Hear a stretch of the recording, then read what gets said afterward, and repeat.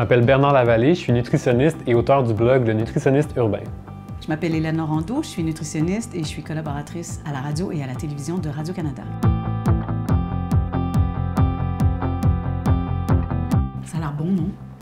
Ça a l'air super bon. En veux-tu? Mais non, Hélène, il est passé midi. Il est-tu midi? Ben oui. Non, mais on rigole, mais c'est vrai qu'il y a plein de gens qui vont se restreindre de manger ou de boire parce qu'il y a des, je sais pas, des règles externes à eux qui doivent respecter. C'est drôle parce qu'on est dans une société super connectée. On a toujours notre cellulaire, mais on n'est pas connecté aux signaux de notre corps qui nous envoie.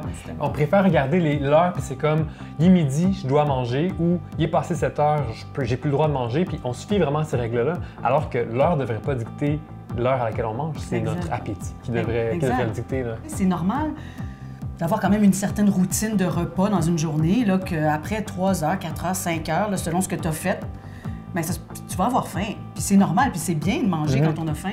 Mais oui, c'est ça. L'important, c'est juste de rester connecté. Puis c'est un peu la même chose avec les gens qui vont se donner des règles comme de compter les portions, de compter les calories.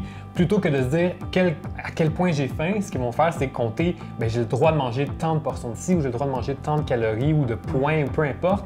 Donc, les gens ne s'écoutent plus. Puis le problème avec ça, c'est que c'est le risque de surconsommer. Tu sais, on ne peut pas se restreindre toute notre vie non plus. Il y a toujours des conséquences à ce genre de comportement.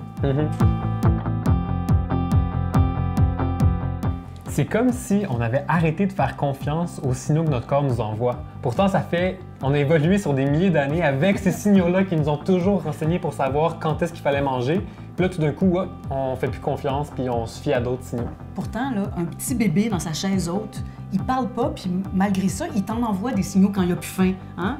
Quand il a plus faim, il va se mettre à jouer, il va se mettre à recracher la nourriture, il va regarder par terre.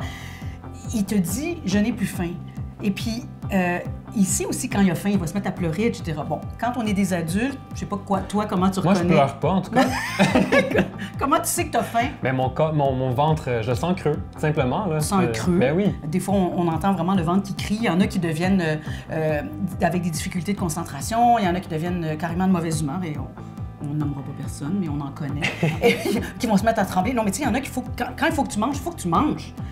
Et à l'inverse, quand tu as terminé d'avoir satisfait ce désir-là de ton corps de manger, un vrai désir physiologique, là, il y a besoin d'énergie, il y a besoin ben, il nous en envoie des signaux aussi, sauf que c'est plus difficile des fois à percevoir, tu sais. Moi, je le sais quand j'ai plus faim parce que l'aliment m'excite moins. Tu sais, à un moment donné, quand tu commences à être content, là, satisfait, ben, je vais me poser la question, est-ce que j'ai vraiment encore faim ou c'est juste parce que ça sent bon, puis mon Dieu, c'est ma mère qui fait ça, puis elle en fait donc pas souvent. Mais tu vois, le problème avec ça, quand on le dit, c'est que les gens, ils ont l'impression que du jour au lendemain, ils vont être capables de tout de suite se reconnecter. Mais quand toute ta vie, tu as été au régime ou toute ta vie, tu as été déconnecté de ça, ça se fait graduellement. Puis donc, c'est pas de dire que du jour au lendemain, tu vas devoir le faire, mais au fur et à mesure, tu vas être capable de te reconnecter, puis c'est quelque chose que toute notre vie, on va pouvoir réapprendre.